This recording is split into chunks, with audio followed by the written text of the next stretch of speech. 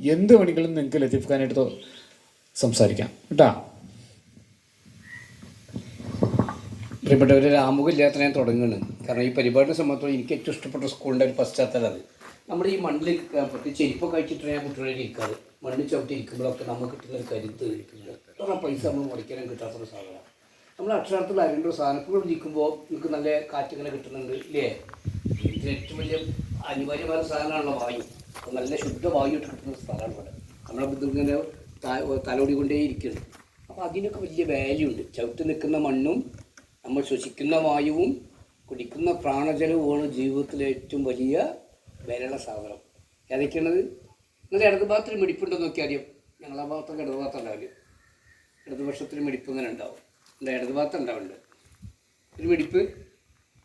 ഈ മിടിപ്പുണ്ടെങ്കിലേ നമുക്ക് നിലനിൽക്കാൻ കഴിയുള്ളൂ. ഈ മിടിപ്പിന് അനിവാര്യമായ സാധനമാണ് ഞാൻ ഈ പറഞ്ഞ 3 സാധനങ്ങൾ. എന്തൊക്കെയാണ്? ഞാനാകുന്ന ചവിട്ടി നിൽക്കുന്ന മണ്ണ്. ചവിട്ട് വേണ്ടേ, നമുക്ക് നൃത്തം വേണ്ടേ? ഞാൻ മണ്ണാണ്, ഒരു പിടി മണ്ണാണ് ഞാൻ കറക്റ്റ് 120 ദിവസം കഴിഞ്ഞാൽ മണ്ണിൻ്റെ എൻ്റെ ജീവൻ പോയി മണ്ണ് കൊണ്ടുവച്ചാൽ 120 ദിവസം കഴിഞ്ഞാൽ മണ്ണിലേക്ക് തിരിച്ചു തുടങ്ങും. ഒരു വർഷം 17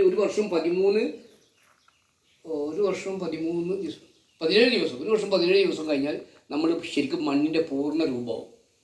എല്ലുകളും ചില കസേരകളൊക്കെ മാറി നിൽക്കായിരിക്കും. അപ്പം ഞാൻ പറഞ്ഞു വന്നത്, അപ്പം മണ്ണും മനുഷ്യനും രണ്ടാണോ?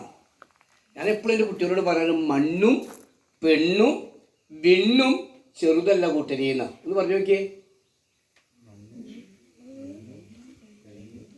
നിങ്ങൾ ഉള്ളു തട്ട് പറയണം. ഉള്ളു തട്ടിയാൽ വേറെ അറിയും, ഒരു മുഴക്കുണ്ടാവും പ്രകൃതിയിൽ. അത് മണ്ണും പെണ്ണും വിണ്ണും ചെറുതല്ല കൂട്ടരേ. മണ്ണും പെണ്ണും വിണ്ണും ചെറുതല്ല കൂട്ടരേ.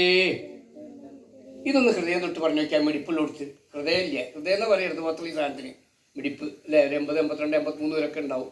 കുട്ടികളെ സംബന്ധിച്ചോളം 70 വരെയൊക്കെ ഉണ്ടാവുള്ളൂ അത്ര ആ സമയങ്ങളിൽ. കാരണം കുട്ടികൾ ഈ പ്രതിഫലം ആഗ്രഹിക്കാത്ത മനസ്സിലേക്ക് എനിക്കത് കിട്ടും എന്നുള്ള ചിന്ത കുറയുന്നതുകൊണ്ട് അത് മിടിപ്പ് കുറയും. മനസ്സിലാവുന്നുണ്ടോ? അപ്പോൾ അവിടെ തൊട്ടിട്ട് ഒന്ന് ഉള്ളിൽ കണ്ണ് ചിമ്മിട്ട് ആത്മാർത്ഥമായിട്ട് നിങ്ങൾക്ക് ഏറ്റവും ഇഷ്ടം നിങ്ങളുടെ രക്ഷിതാക്കളെ, നിങ്ങളുടെ മനസ്സിൽ ഏറ്റവും നമ്മളെ കാണുന്ന ദൈവം അച്ഛനും അമ്മയാണല്ലോ അല്ലേ? പ്രഥമ അധ്യാപകരും അച്ഛനും അമ്മയാണ്. പിന്നെ നമ്മുടെ ഗുരുക്കന്മാരാണ്. മാതാപിതാ ഗുരുദൈവം എന്നാണ് അല്ലേ? അതിനും ശരി, ആ രൂപത്തിൽ തന്നെ പോകണം. മാതാവിനും പിതാവിനും നോക്കാതെ ദൈവത്തോട് അടുത്തൊരു കാര്യമില്ല. മാതാവിനും പിതാവിനും ഗുരുവിനോട് അടുക്കാതെ നമ്മൾ ദൈവത്തോട് അടുത്തൊരു കാര്യമില്ല. അപ്പോൾ അന്ന് ആത്മാർത്ഥമായിട്ട് പറഞ്ഞു, മണ്ണും കണ്ണു ചിമ്മിക്കോളൂ. എന്നിട്ട് നിങ്ങളുടെ ഏറ്റവും ഇഷ്ടമുള്ള ആളുടെ മനസ്സിൽ കണ്ടുകൊണ്ട് പെണ്ണും വിണ്ണും ചെറുതല്ല കൂട്ടരേ. ഈ ബോധ്യമാണ് ലോകത്തിലെ ഏറ്റവും വലിയ ബോധ്യം. നിങ്ങൾക്ക് കിട്ടിയൊരു ബോധ്യം ഉണ്ടല്ലോ. ഈ ബോധ്യം ലോകത്തിലെ